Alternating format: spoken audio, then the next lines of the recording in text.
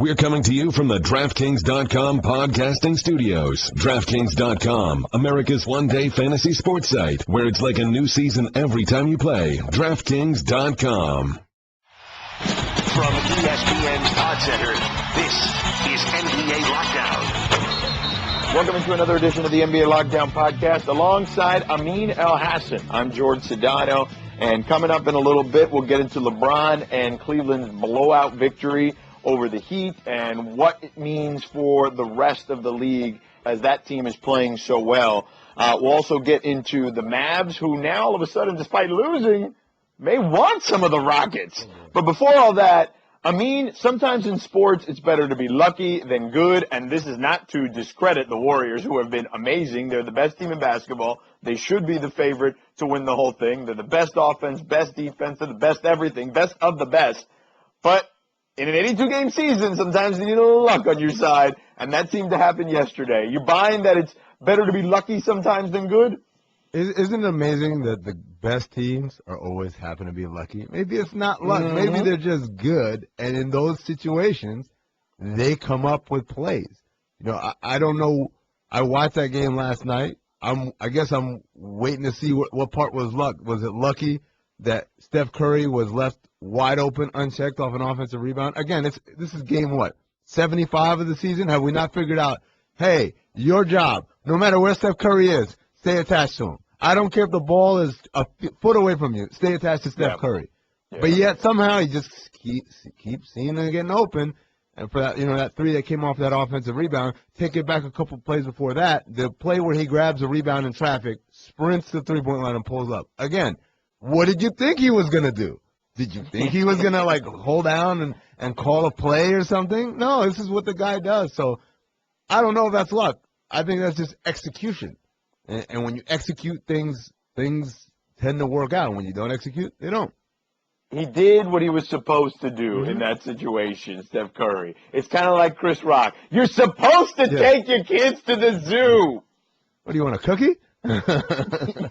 Right. Well, I'm with you. I do think great teams make their own luck. I mean, look, sometimes, bounces happen. But, hey, I think, as you pointed out, the fact that bounce went their way is more of bad execution on one side and good on the other. Yes, because similarly, great teams seem to make good luck, and not-so-great teams seem to make not-so-great luck.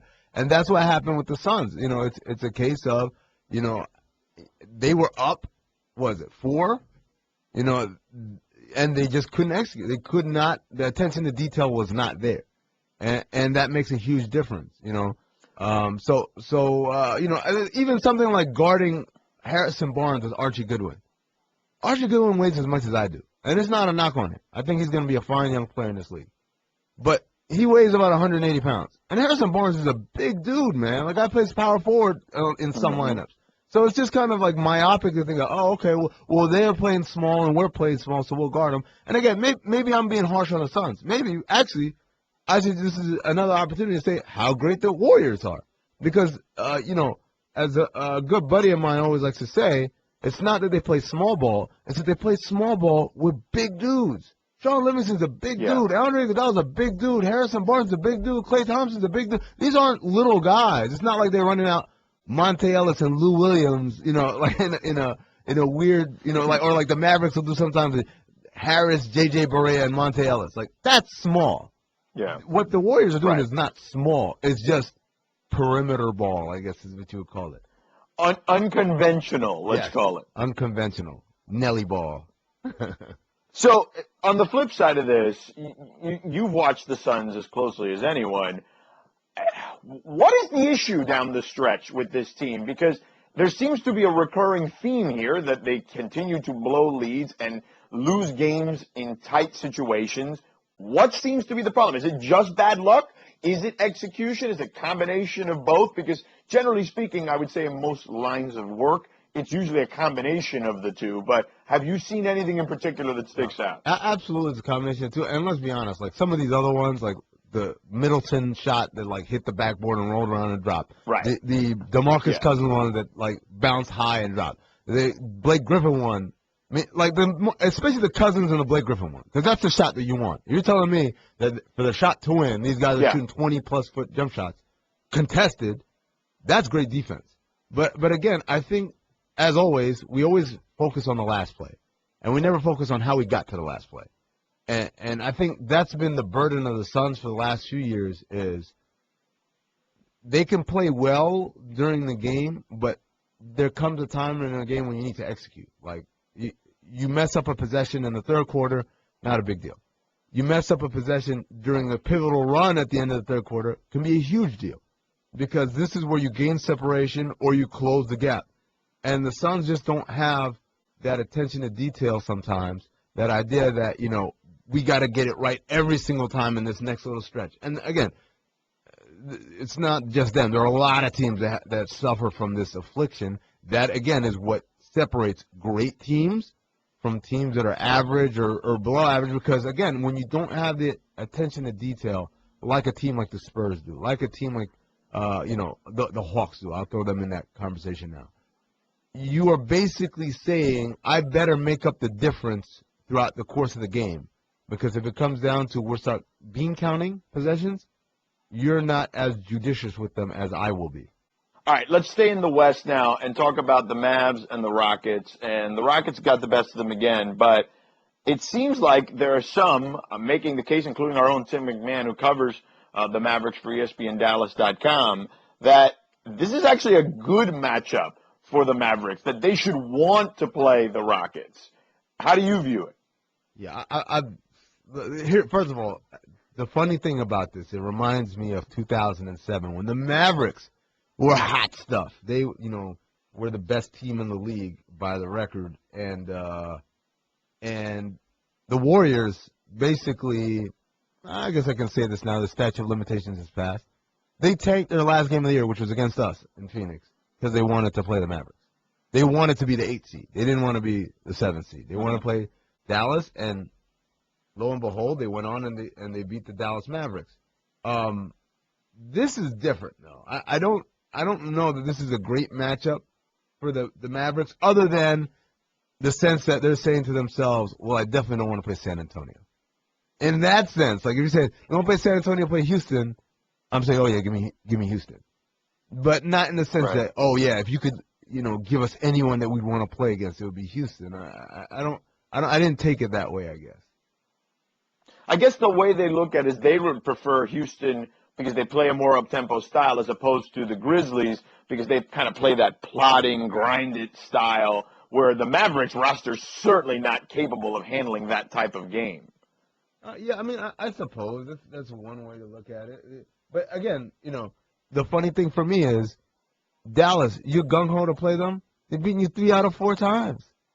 Yeah. But you know what? Do you buy that, though? Like, the regular season matchups, I mean, we've learned. Now, granted, I'm just thinking, like, of some of the better teams, some of the great teams. Like, those LeBron Heat teams, I mean, they got smoked in the regular season by the Bulls a couple times, by the Celtics those years, and a bunch of teams. And then in the playoffs, they beat them down. Yeah, well, okay, for the Celtics, that one was different. That one was real, right? That was,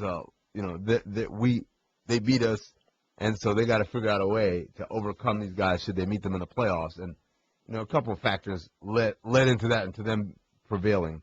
The Bulls, we all knew, like, Miami didn't take them seriously. It was like, okay, yeah, good for you. Yeah, no, you did. Like, it was like Brooklyn last year, remember? The Nets won 3 out of 4 games, and the Heat were like, oh, that's sweet. That's cute. Okay, oh, all right, we'll come to Brooklyn and play you guys. And they just waxed them pretty much. But, when you talk about Dallas and Houston, I just don't know that Dallas has played well enough this year to start talking about who they want to play, either implied or off the record or what have you. You're not really kicking anybody's, but it's not like, oh, yeah, we're really one of the best teams and we've just been in cruise control all year long. They have serious issues that they're dealing with. And for them to kind of feel comfortable, confident against one opponent over the other, I think is a little silly. I just think it's more of a tempo thing, more than anything else. They feel more comfortable with that type of tempo And I think they've played them pretty well in those 4 games. It's not like I don't think they were, at least off the top of my head, I don't recall them being lopsided games, any of them. Right. No, I mean they've been close games. They've been close games. But I don't know how that's who you circle in. I guess we're both saying the same thing. I guess it's not so much it's Houston, it's just not the other guy. All right, coming up in just a bit, LeBron and the Cavs, they put it on the Heat. LeBron, by the way, moves into 20th in the all-time scoring list. Who can he catch? We're going to get into that, plus how dangerous the Cavs are looking forward. Do they have some warts? That's all coming up in 60 seconds here on the NBA Lockdown Podcast. Geico presents Strange Saving Stories. Astronomers detected an interstellar transmission. It stated, Geico, 15 minutes could save you 15% or more. The implications were staggering. Was the cosmos telling us we could all save hundreds on car insurance with Geico? Or did their radar merely pick up a signal from the nearby Rufus and Clyde's morning show? We may never know. Geico. 15 minutes could save you 15% or more on car insurance. I don't have the freedom to call all the plays, and that wasn't my quote. I have the freedom to call sets, whatever I feel best suit our team. It's no different from Miami, and it's no different from when I was here before. Why wouldn't you give me the freedom to call play calls? It's like telling Peyton Manning or Tom Brady, don't give them the freedom to change them, in the huddle. I'm a smart, cerebral basketball player. My basketball IQ is very high, and I take that very seriously. So I know what best suits our team, and our coaching staff does as well. But if you don't allow me to call plays, throughout the course of a game, then it's not going to benefit our team. So that was LeBron wrapping up play call gate that we discussed a little bit on Wednesday here on the podcast, Amin. And you and I were both in agreement. This is stuff that happens all the time. The best players on the best teams call plays all the time. This thing kind of got blown out of proportion. I even think Brian's comments got taken out of context. I had spoken to Brian on my radio show, and he's like, look, no disrespect to the blogs, but they basically took a snippet of 15 seconds of a conversation that was 45 minutes, and even that particular conversation was about 5 minutes long, and kind of portrayed it in a slightly different light than what I was alluding to. So, with that said, you hear LeBron's comments, and you think what? Because I have a feeling you're going to hate hard on him just because I know you. Oh, you know what? No. This is like the first time ever or at least this season, he said the right thing. Wow. No, that's disappointing. No, I'm just like, if I hashtag love soft. No, yeah. Yeah, if I wanted to pick on him, the part where he calls himself a cerebral high, even though it's true, I knew it. He's not lying. He's not lying. He's telling the truth right there. But homie, you're not supposed to be the one that says it. Just say it. Hashtag humble brag. Yeah, that was like a hard humble brag right there. I'm a smart, cerebral, good-looking player with an awful hairline. These are just facts. So hashtag hate hard. Okay, all right. There we go. Now I knew I could get it out of you. But the overall, but I guess in the grand scheme of things, the overall message that he conveyed is absolutely, first of all, accurate, and second of all, exactly what he should have said.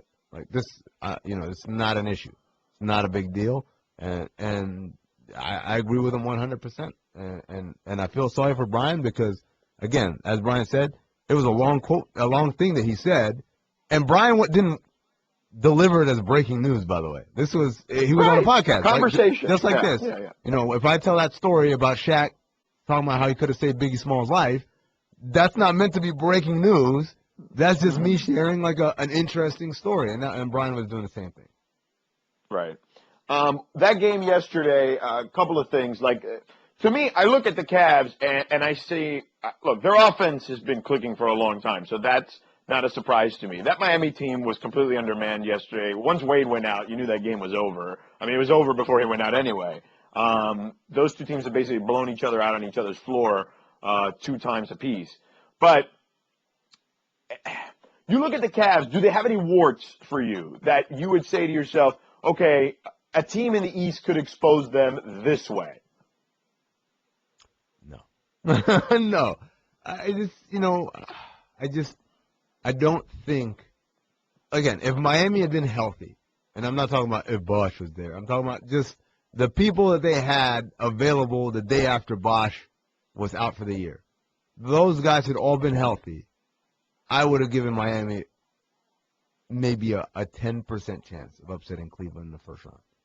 And again, it would have, a lot of it would have been based on, them being able to get under LeBron's skin and them playing very well on their home floor, et cetera, et cetera. But if we're being honest, even with all that, those guys healthy, it probably wouldn't have mattered.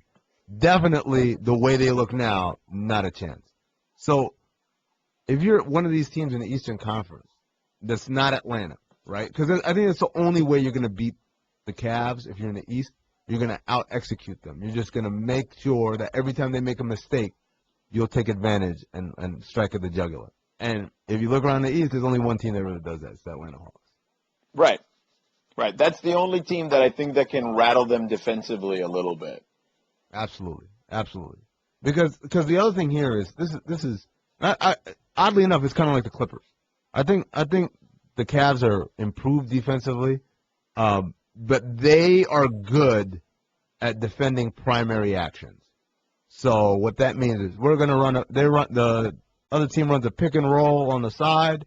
We're going to guard the pick and roll, and then someone's going to come from the weak side, and then when they throw it out like to a jump shot, we'll close out to that shooter. They're good at that. But anytime you make it a little bit more complicated, where you reverse it, and then another pick and roll, and then when that pick and roll is happening, someone's coming off a flare screen, and then someone's cutting back door. The guy setting the flare screen, as soon as his teammate comes off, he cuts back door to the rim. That kind of stuff, like, whoa, slow down, one at a time.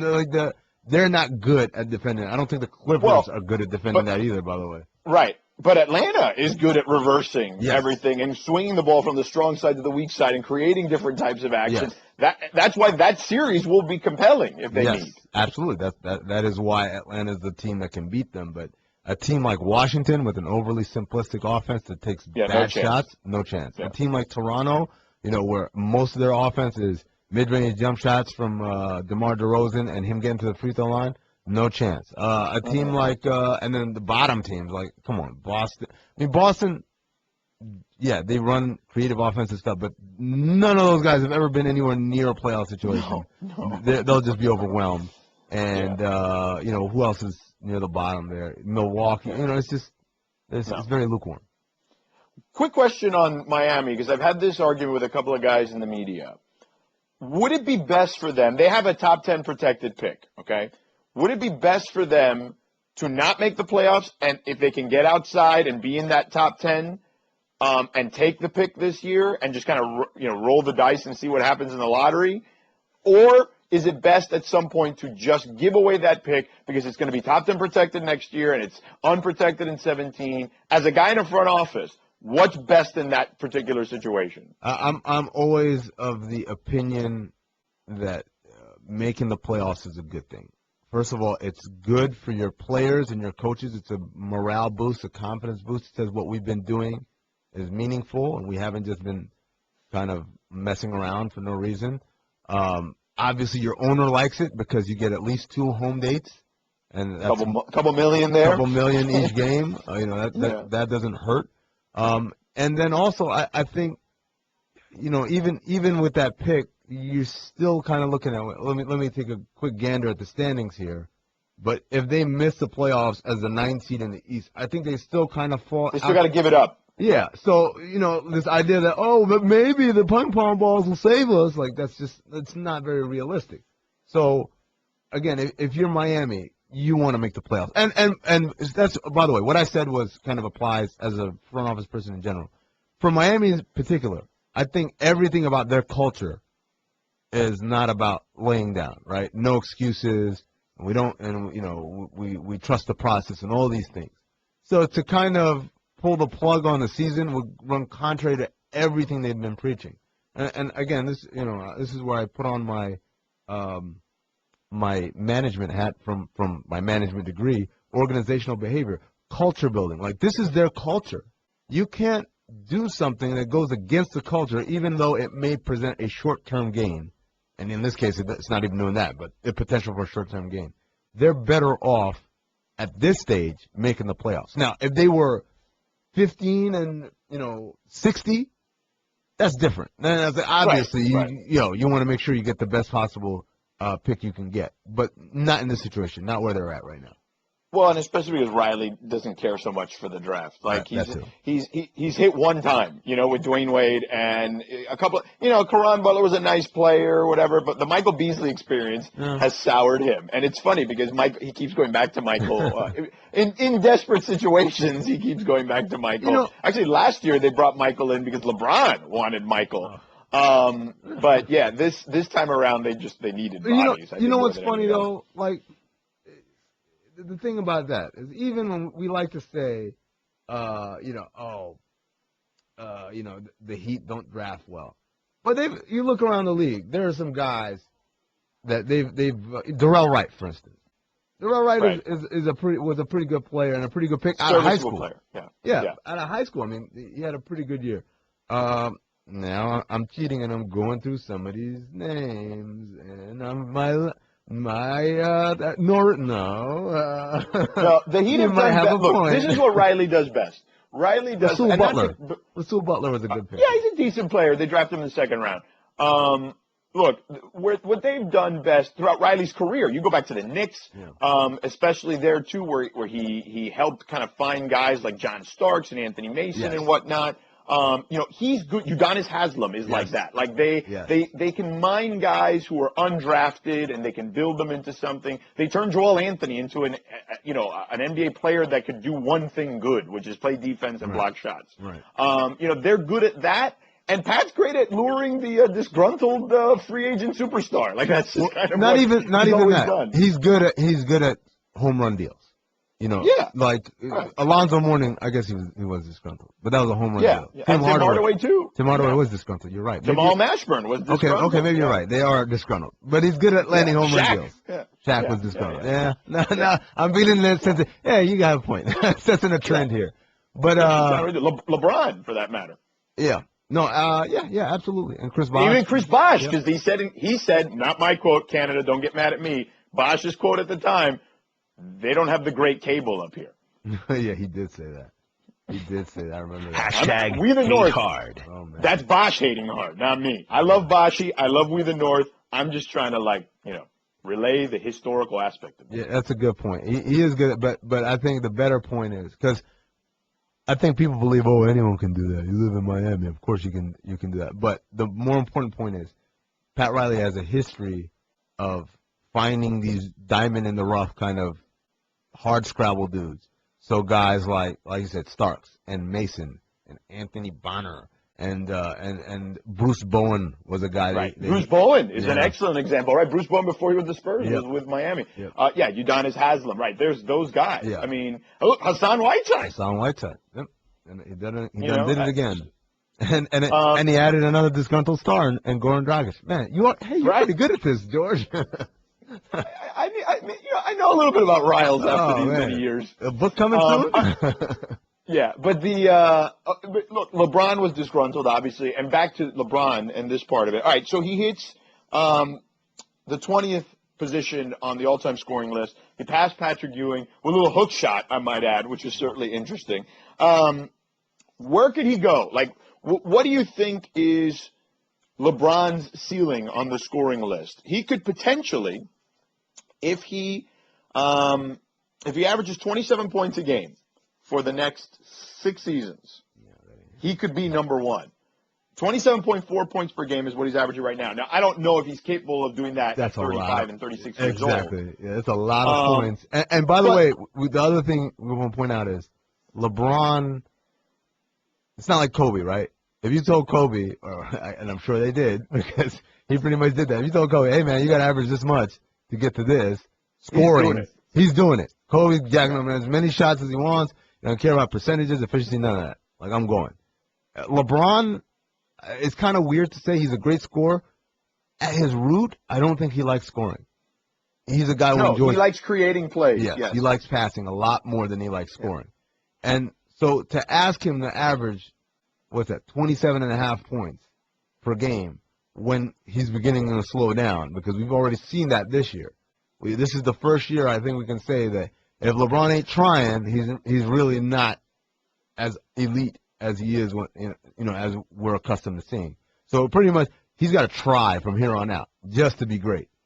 And as time goes by, we can only, imagine that he's going to have to try a little harder every year. And so is it easier for him to put up 27, 28 points a game? Or is it easier for him to put 20 and then, still have the 8 rebounds and 7 assists, et cetera, et cetera? So in that sense, I think he could, if he goes all the way, as super producer Josh points out, if he averages 20 points per game from here on out, it would catch him at age 39. Now, obviously, that's not 20 a game from right now. That's he's averaging 30 now, and then it'll go down to 27, 24, right. Kind of like a slide. A slide, a normal slide and decline in numbers, right. I think he could be third, fourth, fifth. He can be in that range. Like you said, I don't think he loves to necessarily score more than create for others. But I think that Kobe is within sight. Is that fair? Oh, yeah. At 3? Yeah. Kobe's in sight. Malone is, again, if he averages 20 points a game from here to age 39, which, by the way. You think he's going to play another 9 seasons? Dude, Steve Nash just played till he was 40. I guess. Yeah. LeBron is literally never had any physical ailments other than, a bad back and the mystery elbow in his last calf. Mystery elbow. Yeah, that's like the Sean Marion. Oh, there's something wrong with my elbow, man. You missed the free throw. That's what's wrong with it. But other than that, the guy's he's an Adonis, right? He is a physical specimen. And he's a robo. Yeah. He's a robot. Yeah. He's a robot. Kobe's played this long, and Kobe's had a lot of injuries through his career. People don't realize that. Kobe's played through a lot, the torn thumb and the bad ankle and all types of things. And obviously Steve Nash, we just talked about him. And Grant Hill. And all these guys played a lot of years and had a lot more issues than LeBron. I think LeBron would definitely play to 39. And, guys, we actually have audio from when LeBron's elbow was hurt. Oh, wow. Yeah. Let's Oh, my arm! It's broken! This is wrong. So, anyway, I do think LeBron is capable of being in that top 3, I think, when it's all said and done. All right, let's switch gears here for a second because Phil Jackson made some comments to the Knicks season ticket holders, and I'm going to paraphrase. He basically said it was a godsend, potentially, for them. That's not paraphrasing. That was his actual, that was an actual quote. Right. I'm going to paraphrase the entire commentary, but that part was actual. He said it could be a godsend that they get one of those top picks in the lottery.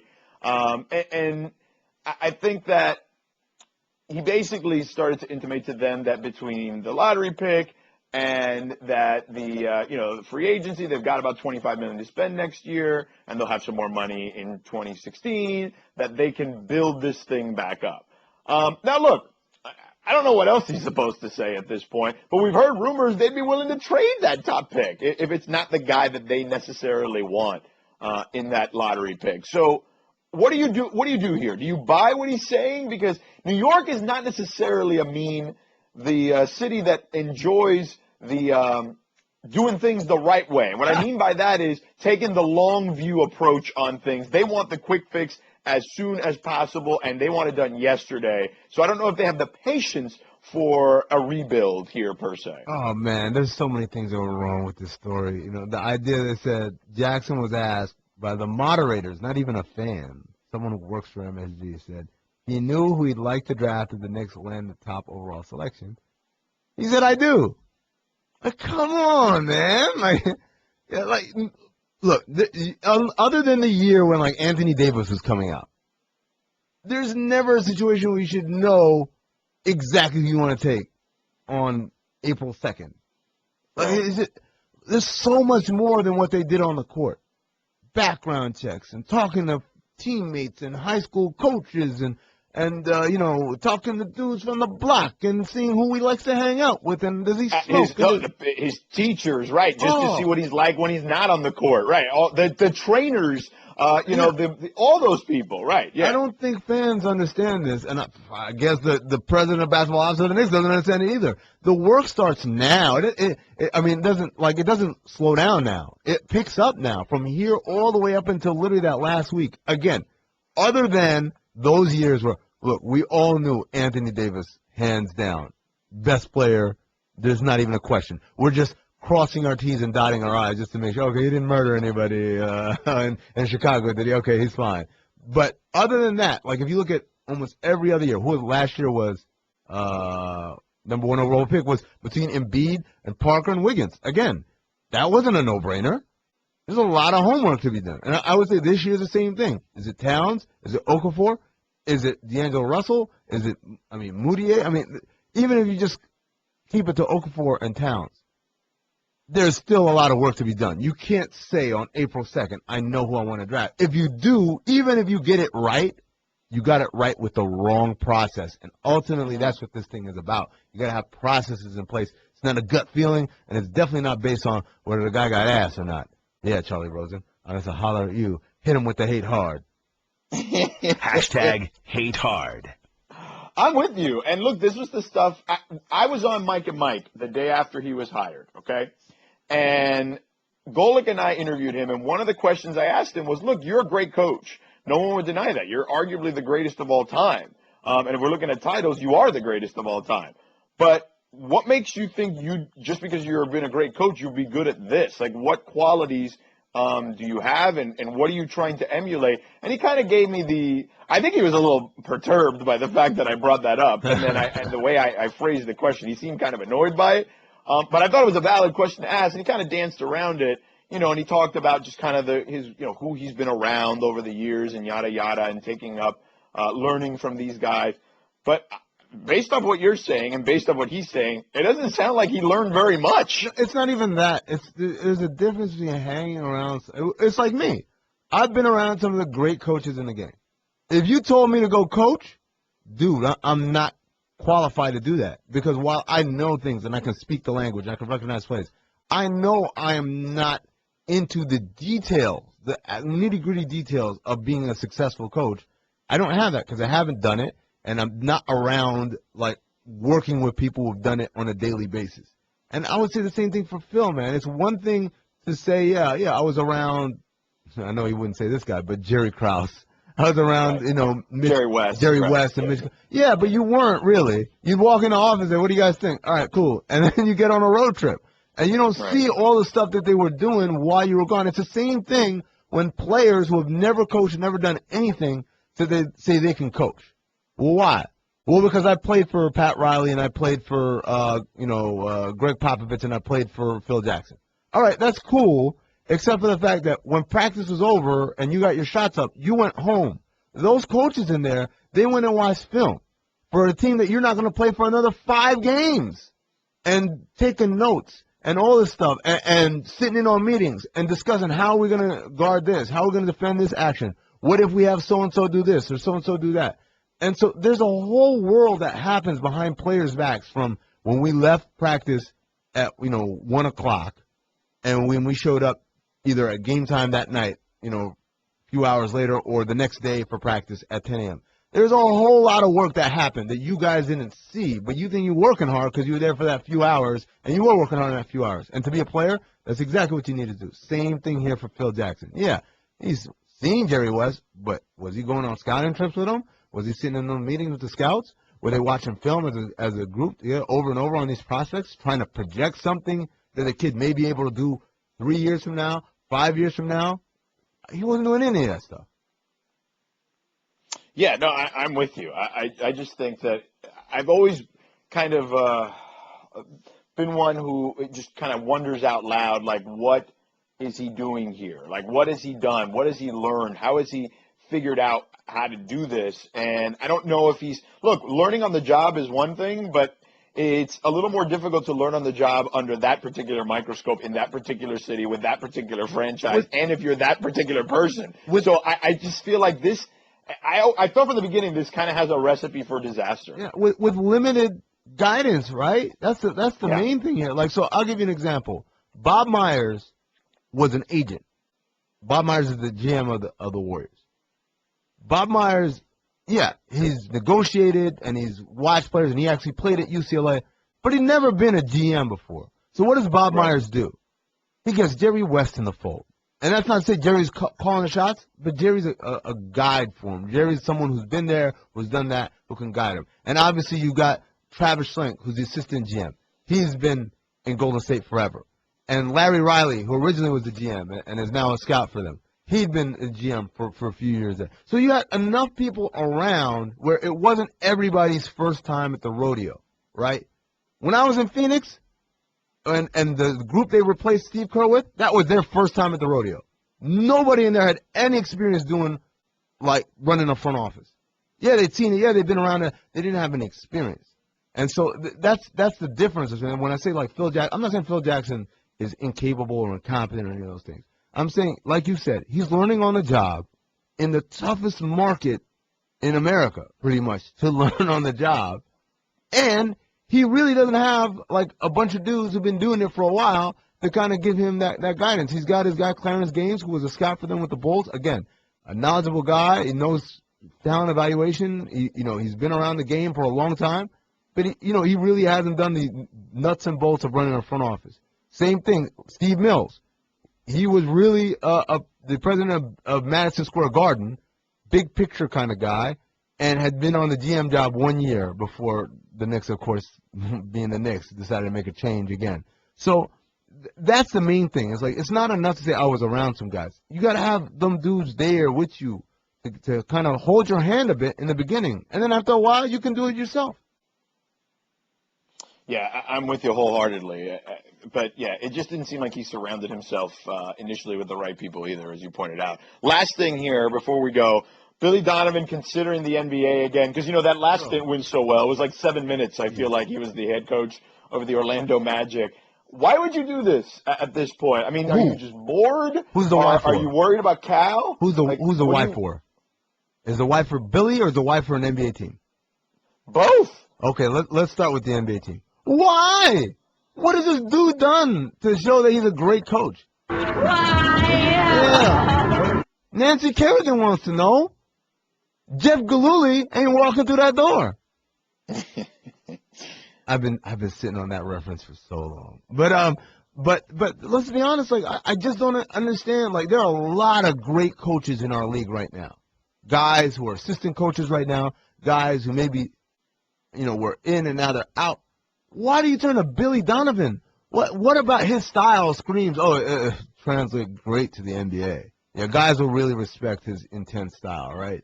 I don't understand this infatuation. No, I do understand it. It's billionaires and they watch college basketball and they're probably like a Florida alum or something like that. That's why. That's why these guys get consideration. But, I just don't think he would be good in the NBA. Just point blank period. I don't think he'd be good. Now, if you're Billy Donovan, why would you do it? I know why you intimate you would do it, because we see it every year with college basketball. Well, that NBA looks pretty. Oh, yeah, UCLA jobs open. Oh, you want to give me an extension? I guess I'll stay. That's what Jamie Dixon in Pittsburgh has made a career of this, right? Oh, ASU's open. Like, you're not going anywhere, Jamie Dixon. You just want a bigger check. And hey, I ain't mad at you. When my contract is up, I'll probably do the same thing. I'm sorry. I'm joking, Mr. Skipper. I didn't mean it. That was a joke. That was just a joke. Them jokes. Yeah. But honestly, this is the thing that they do in college basketball. You do this, and you float it out there, and then they come up, they pony up the cash, and they say, okay, I'll stay. Well, he just got an extension in December through 2020. Give me another one. Give me another one. Yeah. I guess that's true. My buyout's $500,000. Make the buyout $150,000. Like anything, there's leverage everywhere. Yeah, leverage makes sense. And look, the other thing is this: is if you're him, like I think Cal eventually goes to the pros. I have a strong feeling he's got too many guys in the pros that are his guys now that somebody is going to lure him back to the NBA. And you read all the stories. I thought Ian O'Connor at ESPN.com, our colleague, did a great job just illustrating everything that happened with the Nets and how he feels about that particular blemish on his resume. If you haven't read that article, it's from last week. It was fantastic stuff. I think because of that, that drives him to go back. And if I'm Donovan, I'm thinking to myself, if Cal's gone, I'm going to own the SEC again. So I might as well just wait this thing out. Exactly. Well, or take the Kentucky job. If I'm Donovan, that's really how I'm thinking. But even, we talked about Cal last week. I got to say it again. If Cal stays at Kentucky, he's going to the Hall of Fame. First ballot. Yeah, well, he's already going to the Hall of Fame. No, he's not. You don't think so? He's got 5 good years in Kentucky. He's got his tenure in Memphis wiped out. That's true, I guess. His tenure in UMass wiped out. His tenure in the NBA, wish it was wiped out. So really, when you look at Cal's official resume, He's got 5 there are 5 great years. Anyone would trade their whole careers for those 5 great years. But when it comes to the Hall of Fame, you don't get in the Hall of Fame for 5 great years. He stays at Kentucky. He keeps doing what he's doing, which he will. I guarantee you that. He's going to end up one of the most beloved figures in college basketball history. You know, I know now people are like, no, there's no way. But it's like Tark. People thought of Tark as like this charlatan and thing at the time. And now we're all kind of like, oh, Tark was such a great guy. You know, and we think of him fondly, and he's in the Hall of Fame. So same thing here. Same thing here. I think if your boy stays in Kentucky, he's going to be a Hall of Famer. If he leaves, he can kiss the Hall of Fame goodbye, unless he comes back to college and has to rebuild a program from scratch and do what he's doing right now all over again, which, as we know, when you're away from the game, it gets harder to do that. All right, man. Look, I'm with you wholeheartedly. That'll wrap it up, I guess, for another edition of the NBA Lockdown Podcast. You got any more hate hards you want to hit people with over the weekend? Or I'm going to hit you with a hate hard. This was when I saw it was just me and you, I was like, oh, here we go. Every time it's just me and George, it's argument central. And all you did here was sit here and piggyback on my points and say, good point, and I concur. I don't disagree. What do you want me to do? I want you to disagree right now. What do you want me to do? You want me just to create some faux outrage for you? I don't know. Give me a hot take. You know, like even you, I brought up the whole Riley thing, and then I convinced you too. So it's not like you know what the sad part is? You convinced me quickly. Like I think we 2 seconds were like, oh, he's right. Oh, you didn't even fight me on it. So, look, every once in a while, we can just have a peaceful discussion, and, that's it. I guess so. It could happen. Hey, what are you watching? I promise, I'm pretty sure at some point next week we'll fight about something. What are you watching tonight? You got a game in mind?